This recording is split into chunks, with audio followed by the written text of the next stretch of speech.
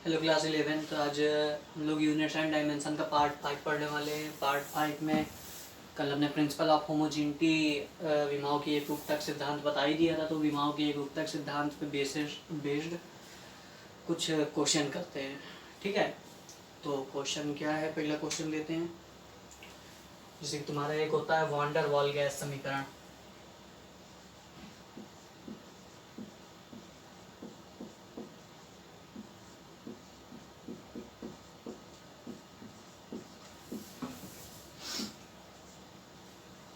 Von der Waals gas समीकरण तुम्हारा होता है P प्लस, ध्यान रखना है इसको, A/V² into V minus b बराबर आर टी। पी वी बराबर आर टी होता है, वो आदर्श गैस समीकरण होता है। जबकि ये जो होता है P plus A/V² into V minus b is equal to R T, ये वॉन डेर वाल गैस समीकरण होता है। वॉन डेर वाल गैस समीकरण का मतलब ये वॉन डेर वाल एक साइंटिस्ट है, इन्होंने मतलब कि अब आदर्श गैस तो कोई हमको नहीं मिलती है, तो इन्होंने बताया था किसी भी गैस के लिए ये समीकरण हम लोग यूज कर सकते हैं। हालांकि उससे मतलब नहीं है हमको, मतलब यहाँ पे किससे है।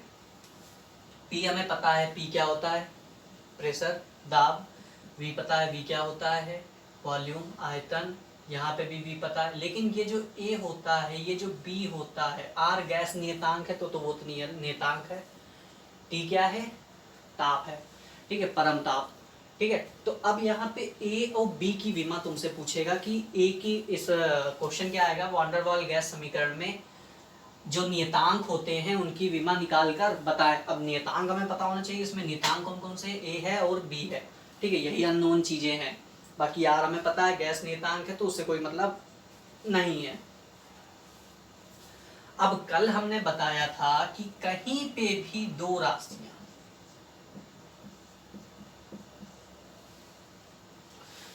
जुड़ी हुई रखी हैं a प्लस बी, तो a की विमा को हमेशा b की विमा के बराबर होना चाहिए। तो यहाँ पे देखो p प्लस A/V² लिखा है, तो हम यहाँ क्या लिखेंगे, विमाओं की एक रूपता के सिद्धांत से। विमाओं की एक रूपता का सिद्धांत हमसे क्या कहता है कि जो इसकी विमा होगी वही इस क्वांटिटी की विमा होगी। मतलब p की विमा बराबर किसके होगी, A/V² की विमा के बराबर होगी। हमें निकालनी किसकी, सिर्फ A की विमा निकालनी।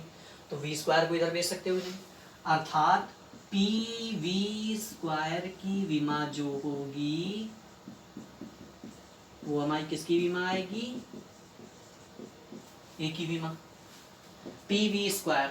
अब P क्या है, दाब है, V क्या है, आयतन है। ये तो सिंपली निकाल ही सकते हो। अब निकालो कैसे, ऊपर वाला मिटा दे रहे हैं।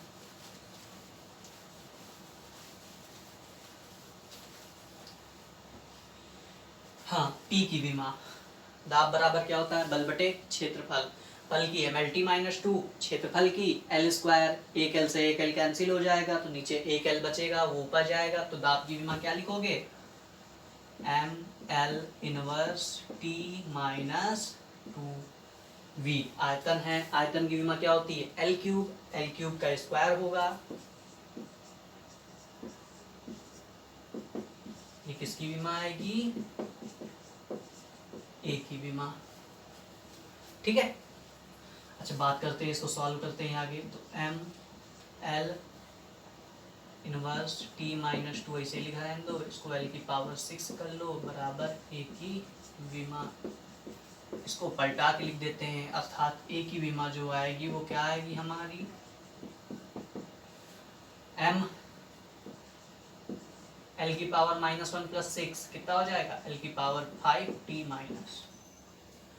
ये किसकी विमा आती है, A की विमा आती है, ठीक है। इसी तरह अगर B की विमा निकालनी है, तो आपने बताया था कि दो राशियां जुड़ी या घटी हैं, ये चीज का ध्यान रखना। यहाँ पे A प्लस बी बराबर C प्लस डी जरूरी नहीं है, इसको नोट कर लेना, ठीक है, रोक के, मैंने ध्यान नहीं दिया। तो V की विमा इसी प्रकार हम क्या लिख सकते हैं, V की विमा यहाँ पे देना इसी प्रकार बराबर बी की विमा। तो बी की विमा हमारी क्या आएगी, बी की विमा के बराबर आएगी, अर्थात बी की विमा क्या होती है हमारी एल क्यू आयतन। सिंपल, कोई दिक्कत इसमें? ऐसे देखो कर सकते हैं। अब अगला क्वेश्चन देते हैं। अगला क्वेश्चन अपने मन से पहले ट्राई करना, फिर उसके बाद अगर इसको नोट कर लो पहले। अगला क्वेश्चन जो देंगे उसको पहले अपने मन से ट्राई करना, अगर नहीं आता है तो फिर उसके आगे का देखना, ठीक है? चलो मिटाते हैं इसको।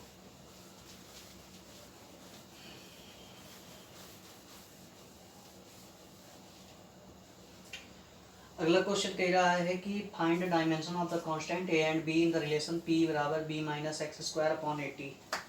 रिलेशन एक दिया है p बराबर b minus x square upon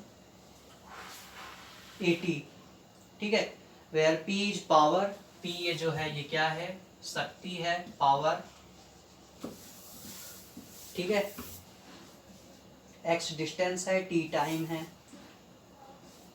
x distance है, ये जो x है ये क्या है, दूरी है, t क्या है, समय,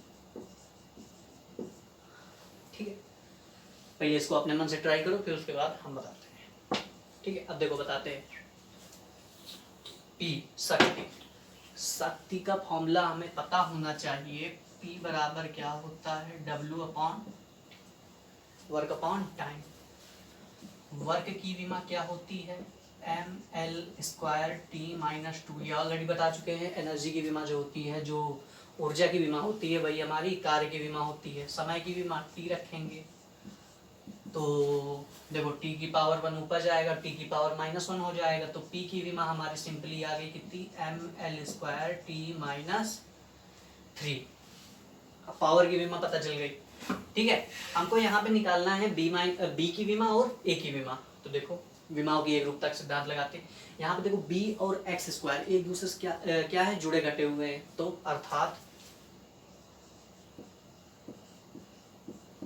जो बी की विमा होगी वो तुम्हारी एक्स स्क्वायर की विमा के बराबर आएगी। अच्छा, एक्स क्या है, दूरी है, तो b की विमा जो आएगी वो कितनी आ जाएगी हमारी, सिंपली तुरंत l का स्क्वायर या l, सिंपल b की विमा तो आ गई हमारी। अच्छा, हमको अब a की भी विमा निकालनी है। अच्छा, अब ये इतना नोट कर लो, फिर इसके आगे देखो कैसे करते हैं। हो गया?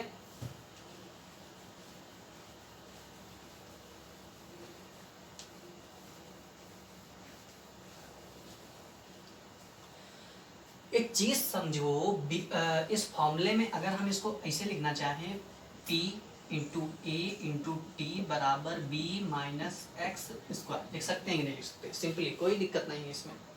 हमको केवल काम किसका है, ए का, बाकी सबको उठा के दूसरी तरफ फेंक दो। तो ए बराबर क्या आ जाएगा हमारे पास formula, B minus x square बटे पी इंटू टी आ जाएगी। अच्छा, अब देखो ये सबसे इंपॉर्टेंट कॉन्सेप्ट है। बी की विमा हमारी एक्स स्क्वायर की विमा के बराबर आई थी। बी की विमा यहाँ पे हम क्या रखेंगे, एल स्क्वायर। एक्स स्क्वायर की विमा L square, L square minus L square क्या हो जाएगा, कैंसिल, तो वो 0 हो गया। तो देखो ये चीज़ समझना पड़ेगा हमें कि अगर हम मात्रक में समझो कि किलोमीटर में कोई चीज़ दी गई है हमें, दूसरी चीज़ भी किलोमीटर में दी गई है, तो किलोमीटर माइनस किलोमीटर करेंगे तो आएगा आंसर किलोमीटर में ही, ठीक है? 2 किलोमीटर पहले दिया था, -2 किलोमीटर कर दिया। तुमसे पूछे कोई कि कितना बचा, तो क्या कहोगे, 0? 0 नहीं कहेंगे हम लोग, क्या कहेंगे उसको, 0 किलोमीटर। तो वही चीज हमें यहाँ पे ध्यान रखना है कि विमा L square minus L square नहीं रखेंगे, सिर्फ एक बार हम एल स्क्वायर रखेंगे, क्योंकि विमा वही रहने वाली है, ठीक है? मात्रक हमारा वही रहने वाला है, ठीक है? मात्रक कुछ ना कुछ बचेगा, मात्रक नहीं खत्म हो जाएगा। तो इस चीज का ध्यान रखना, कभी भी ऐसा कोई टर्म मिलता है तो हम विमा सिर्फ एक बार रखते हैं, जुड़ा घटा टर्म। तो यहाँ क्या लिखेंगे, बी की विमा लिख दें या एक्स स्क्वायर की लिखे, बराबर है बात एल स्क्वायर। पावर की विमा क्या आई थी हमारी, M L square T minus 3 आई थी शायद। Power work upon time M L square T minus 2 T ऊपर जाएगा, ठीक है सही है। टाइम टी, कोई दिक्कत इसमें? देखो एल स्क्वायर से एल स्क्वायर खत्म, एक टी की पावर 1 है, यहाँ पे टी की पावर -3 है, तो -3 + 1 कितना हो जाएगा? टी की पावर -2। ए की विमा क्या आएगी? 1/m टी की पावर -2, इसको ऊपर भेज दो, क्या हो जाएगा? m inverse T square. ध्यान रखोगे, ये बी की भी विमा आ गई और हमारे पास ए की भी विमा आ गई, तो इस चीज़ को नोट कर लो, ये क्वेश्चन अच्छा है, क्वेश्चन है, ठीक है, हो गया, हो गया, ठीक। अगला क्वेश्चन देखते हैं।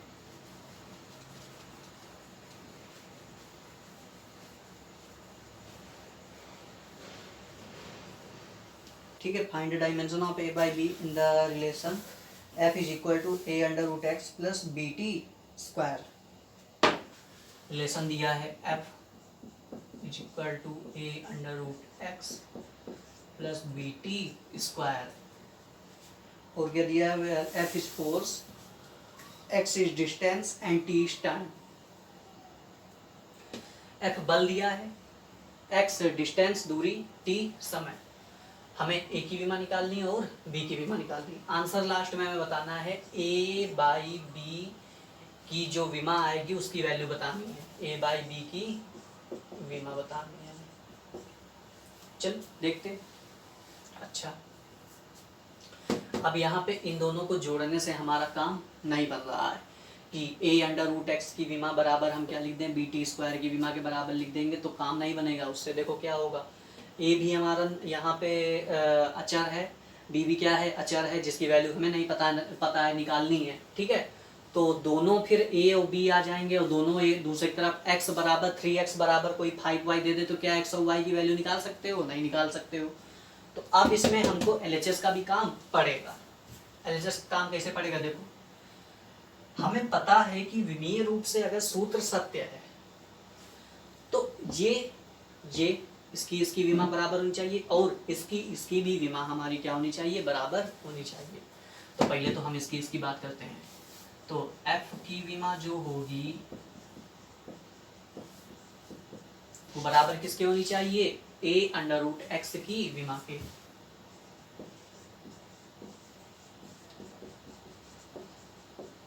हमें निकालनी किसकी है? a की विमा, तो इसको लिखे ले रहे हैं, a की विमा बराबर क्या लिखेंगे? f की विमा बटे √x की विमा। अच्छा, f की विमा हमें पता है ऑलरेडी क्या होती है? mLt-2। पहले इसको अपने मन से ट्राई करना, फिर रोक के फिर वीडियो देखा करो। पहले क्वेश्चन को अपने मन से ट्राई किया करो, फिर उसके बाद फिर सॉल्यूशन देखा करो। f की विमा क्या रखेंगे? mLt-2, √x विस्थापन है अंडर रूट के अंदर, तो इसको क्या रखेंगे? l की पावर 1/2 लिख सकते हैं कि नहीं लिख सकते हैं? कोई दिक्कत? भाई अंडर रूट के अंदर x है, ये चीज़ का ध्यान रखना। अंडर रूट के अंदर x है तो l की पावर 1/2, यहाँ पे हो सकता था 1/3 लगा होता तो 1/3 पावर लगाते, ठीक है। जो भी लगाओ उसको हिसाब से रखना, ठीक है। अब देखो, ये m तो ऐसे रहेगा, l ऐसे रहेगा, t-2 ऐसे रहेगा, इसको ऊपर भेजेंगे तो l की पावर क्या बन जाएगा? -1/2। तो ये क्या आ जाएगा हमारे पास? m l की पावर कितना बचेगा? 1/2, t की पावर माइनस, ठीक है। कोई दिक्कत इसमें? नोट कर लो इसको। किसकी विमा आई है? a की विमा आई है, mL ½t-2। अब बी की विमा की बात करते हैं, तो बी की भी विमा इसे निकालेंगे। ए की विमा कहीं साइड में लिखे ले रहे हैं हम लोग, mL½t-2i। बी की विमा की बात करेंगे तो अब देखो एक चीज समझ लो, यहाँ पे ए की विमा हमारी आ गई है, तो चाहे इन दोनों राशियों को बराबर कर लो, चाहे इसको और इसको बराबर कर लो, कोई दिक्कत की बात नहीं है। हम मान लो इसको बराबर करके चलना है, तुम लोग अपने मन से ट्राई करना कि इसको बराबर करके चलना, फिर उसके बाद बी की विमा निकालना। जितना ज़्यादा अटेम्प्ट करोगे उतना ही ज़्यादा न्यूमेरिकल तुम्हारे खुद से बनेंगे, ठीक है। हम बता देंगे फिर उसके बाद कुछ दिन बाद तुम भूल जाओगे तो उसमें कोई फायदा नहीं है, ठीक है। तो समझो एफ की विमा जो होगी वो बराबर होगी बी टी स्क्वायर की विमा के। तो बी की विमा हमारी किसके बराबर हो जाएगी, सिंपली देखो एफ की विमा बटे टी स्क्वायर की विमा हो जाएगी कि नहीं हो जाएगी, ठीक है। एफ की विमा हमें पता है क्या होती है, M L T minus two. T क्या था, समय था, समय की विमा क्या हो जाएगी, टी स्क्वायर हो जाएगी। इस टी स्क्वायर को ऊपर भेजोगे तो क्या हो जाएगा, M L T minus two into T की पावर माइनस टू। तो ये क्या आ जाएगा, एम एल टी की पावर माइनस फोर। किसकी विमा आई, बी की विमा। नोट कर लो इसको, हो गया। आगे बढ़े, क्वेश्चन में हमसे पूछा था ए बटे बी की विमा बताओ, तो अब तो सिंपल है, अब तो पूछना ही है। ए की भी विमा आ गई है, बी की भी विमा आ गई है, दोनों को रख दो, सॉल्व कर लो, काम खत्म। M L T minus four आई है बी की, तो ए की विमा ए बटे बी की विमा कितनी आएगी, यहाँ पे क्या रखेंगे ए की जगह, M L half T minus two, उसकी कितनी आई थी, M L T minus four, ये आई थी।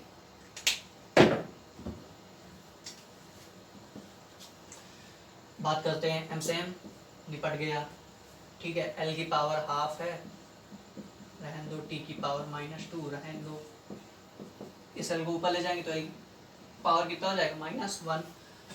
टी की पावर माइनस फोर को ऊपर ले जाएंगे, टी की पावर कितना बन जाएगा, फोर। तो एल की पावर हाफ माइनस वन मतलब कि माइनस का हाफ बचेगा। टी की power minus two plus four तो मतलब कि कितना बचेगा, टी की पावर, ठीक है। ये क्या आई हमारी ए बटे बी की विमा। नोट कर लो इसको, आगे बढ़ते हैं। हो गया, चलो अगला सवाल करते हैं।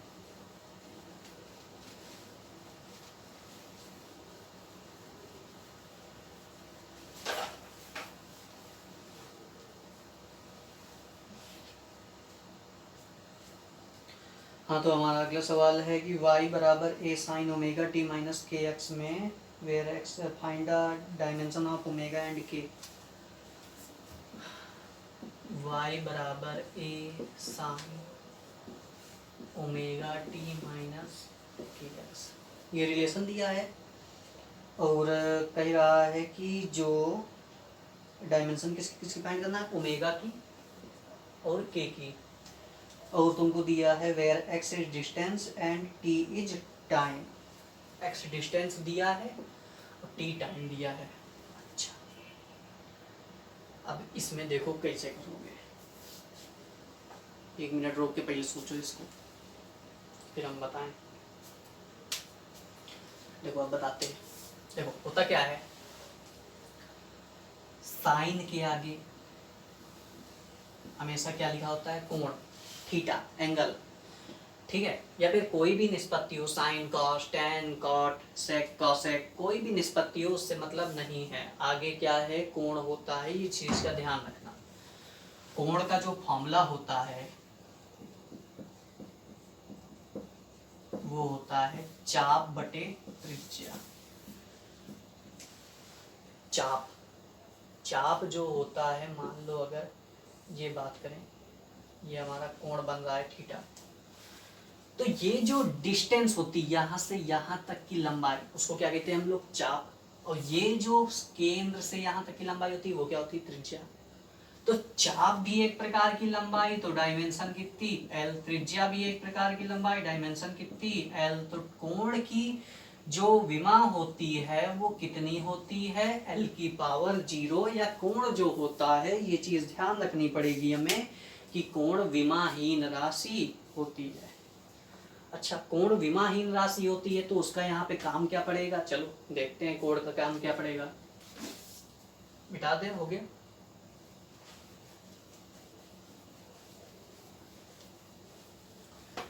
इस चीज को नोट कर लेना, कहीं पे कोण जो होती है वो क्या होती है, विमाहीन राशि होती है। ठीक है, दूसरी चीज कल बताया था तनन, वो भी क्या होती है, विमाहीन राशि होती है। ठीक है, बात करते हैं तो omega T minus k x भी क्या होगी, विमाहीन राशि होगी। अच्छा, omega T minus k x अगर विमाहीन राशि होगी तो यहाँ पे हमें ओमेगा की भी विमा बतानी है और के की भी विमा बतानी है। अच्छा, दोनों जुड़े घटे हैं तो हम ये चीज़ तो नहीं लिख सकते ना कि ओमेगा टी की विमा बराबर के एक्स की विमा के। अगर ये चीज़ लिख देंगे तो ओमेगा की भी विमा नहीं पता हमें और के की भी विमा नहीं पता है।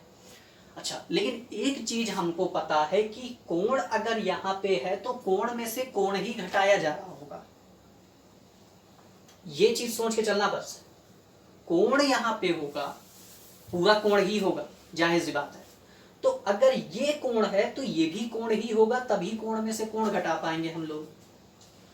ये कंफर्म है कि नहीं कंफर्म है? अर्थात जो ओमेगा टी होगा वो भी हमारी क्या होगी, विमाहीन राशि होगी, और के एक्स भी होगा वो भी हमारी क्या होगी, विमाहीन राशि होगी।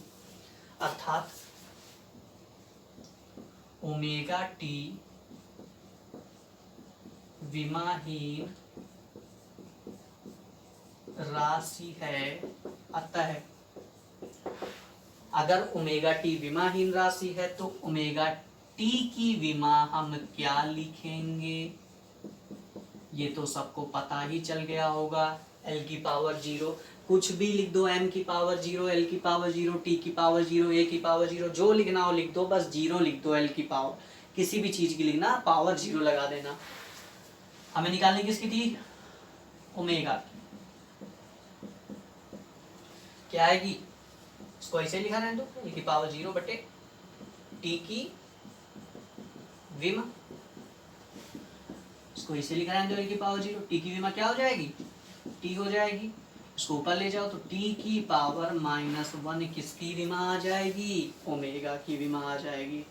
ये सिंपल है कि नहीं सिंपल है, बस इतना ध्यान रखना कि यहाँ पे ओमेगा टी की विमा बराबर के एक्स की विमा के नहीं लिख सकते हैं, लेकिन ये कोण है तो कोण में से ही कोण घटाया गया होगा। तो जो ओमेगा टी मतलब कि जो कोण है वो विमाहीन राशि होती है, अर्थात ओमेगा टी भी क्या होगी, एक विमाहीन राशि होगी।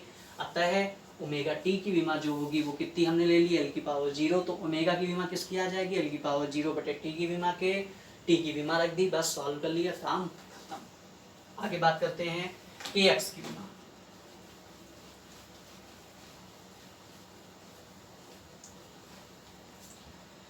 इसी प्रकार लिखना पड़ेगा,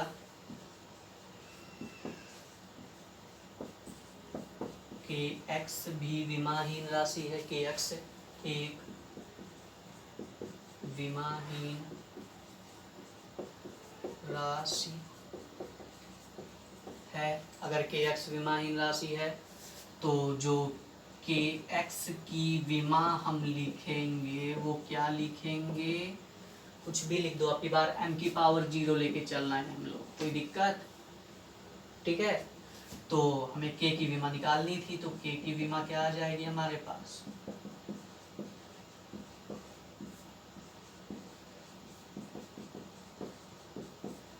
एम की पावर 0 बटे एक्स की विमा के, इसे रहने दो, एक्स क्या था, विस्थापन था, तो क्या आ जाएगा एल, अर्थात इसकी विमा जो आएगी वो कितनी आएगी, एल की पावर -, कोई दिक्कत इसमें, नोट कर लो इसको।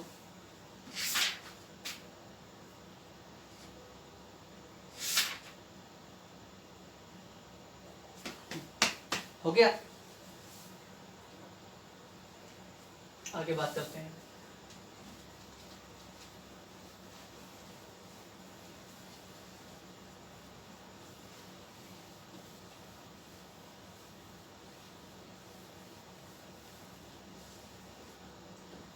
कल एक क्वेश्चन करवाया था, एस बराबर U T plus half A T square, इसको विमीय रूप से हमें सही है ये साबित करना था, सिद्ध करना था। तो मान लो कोई तुमसे कह दे एस बराबर U T plus half A T square, इसको हमें विमीय रूप से ज्ञात करना है सूत्र, मतलब कि विमीय रूप से ये प्रूफ करना है कि सत्य तो है ही है, हालांकि ये तो हम डायरेक्ट बता भी सकते हैं, एस की विमा बराबर यूटी की विमा की होनी चाहिए और एस की हाफ टी स्क्वायर। अच्छा, हमें बताना है कि जो एस है, मान लो क्वेश्चन दे दिया, जो एस है दूरी है वो तुम्हारी यू पे डिपेंड करती है, टी पे डिपेंड करती है, ए पे डिपेंड करती है और टी स्क्वायर पे डिपेंड करती है, ठीक है, लेकिन अलग अलग, ठीक है, इन पे अलग रूप से डिपेंड करती है, इन पे अलग रूप से डिपेंड करती है। तो अब तुमसे मान लो क्वेश्चन कह दे कि सूत्र मतलब कि निकालो, ठीक है, न्यूटन की गति का द्वितीय नियम जो है उसे विमीय विधि से ज्ञात करें कि कैसे आता है। अच्छा, तो s बराबर U T plus half A T square है, तो सबसे पहले तो हमें पता होना चाहिए, हम बता चुके हैं ऑलरेडी, कि अगर s जो है वो प्रोपोर्शनल हमको दिया है u के है, तो सबसे पहले हम मान लेंगे क्या है, s प्रोपोर्शनल टू किसके, u के। कितना पावर हमें नहीं पता है, a मान लिया। फिर s प्रोपोर्शनल टू किसके, t के, कितना पावर हमें नहीं पता है, p के, ठीक है। फिर उसके बाद इनको हम प्रोपोर्शनल का साइन हटाते हैं, प्रोपोर्शनल का साइन दोनों कंबाइन करते हैं, तो u की पावर a, t की पावर b, ठीक है। फिर प्रोपोर्शनल का साइन हटाते हैं तो कोई ना कोई नियतांक लगाते हैं। अब न्यूटन की गति का द्वितीय नियम सबको आता होगा, तो यहाँ पे नियतांक बाद में जो है k बराबर कितना रखेंगे हम लोग, 1 रखेंगे, क्योंकि ut के पहले कोई भी नंबर नहीं होता है, ठीक है। अच्छा,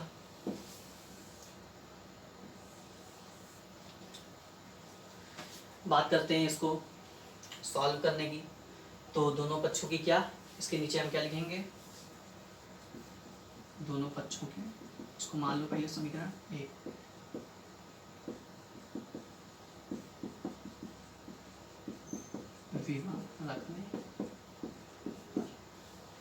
विमा रखने पर एस की विमा क्या रखेंगे अपन, एल के नियतांक उसकी कोई विमा नहीं होगी, यू क्या है प्रारंभिक वेग, एल टी की पावर -1 की पावर ए, टी क्या है टाइम है, टी की पावर बी। अच्छा, ये अपने मन से तुम लोग को करने को चलो छोड़ो, करवाई देते हैं। एल बराबर यहाँ पे अगर पावर का मल्टीप्लाई करें तो एल की पावर 1 है, 1 इंटू ए हो जाएगा, उधर एल का कोई टर्म नहीं दिख रहा है। टी की पावर क्या बन जाएगा, -1 इंटू ए माइनस ए, उधर क्या प्लस का बी, कोई दिक्कत, ठीक है। दोनों पक्षों की क्या करेंगे आप, तुलना करने पर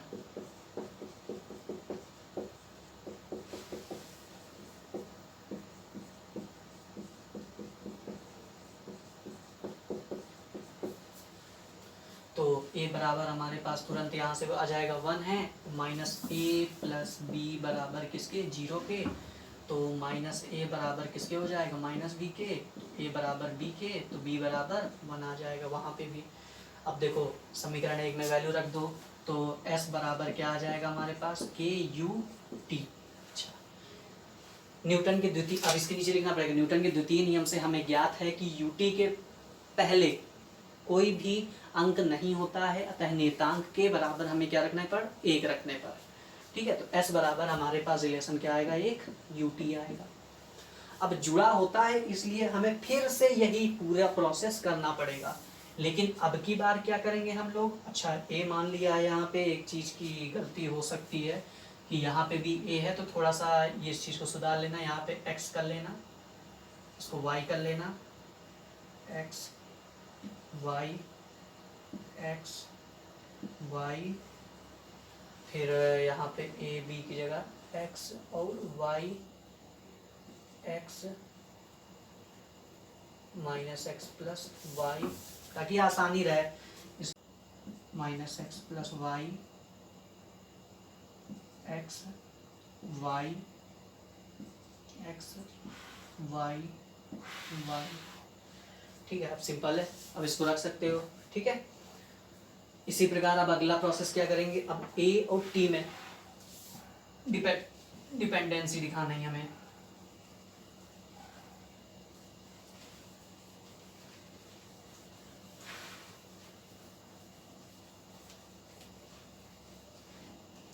देखो अगले के लिए क्या करेंगे, s प्रोपोर्शनल टू a की पावर x है, t की पावर y है, डायरेक्ट कर रहे हैं, ठीक है।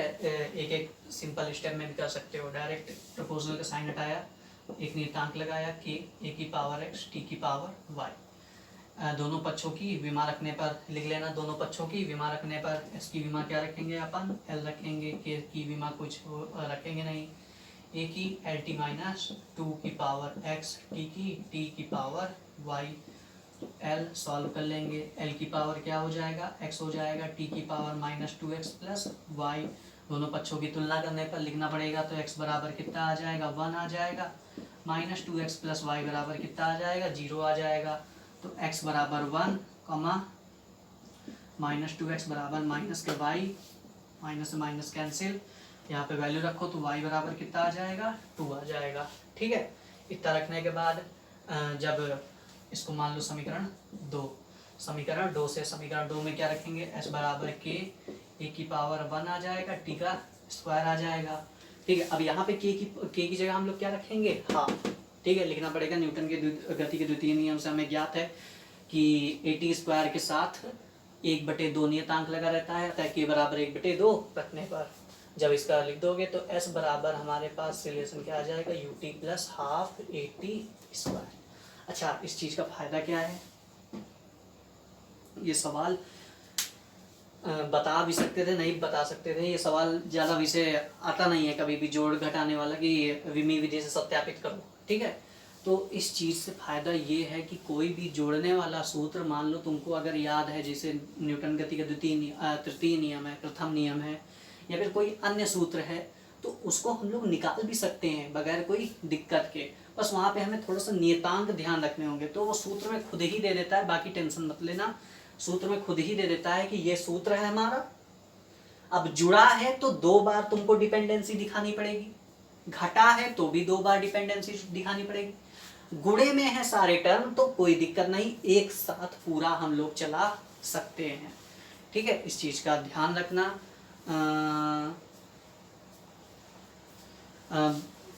एक क्वेश्चन देते हैं आज, क्वेश्चन को ट्राई करना फिर बताना, और बेसिक सा हलवा क्वेश्चन है, सूत्र शायद ना आता हो तो चलो बता ही देते हैं, नहीं बताते हैं। 1/μ0 एप्सिलॉन नॉट की विमा ज्ञात, μ0 क्या है, ये चुंबकशीलता होती है, निर्वात की चुंबकशीलता। एप्सिलॉन नॉट बताया था कल, वैद्युतशीलता। एप्सिलॉन नॉट के लिए हमने एक क्वेश्चन भी दिया था, वो करवाया तुम लोग को दिया था शायद तीसरे या चौथे लेक्चर में। μ0 के लिए हाँ कोई नहीं करवाया है, तो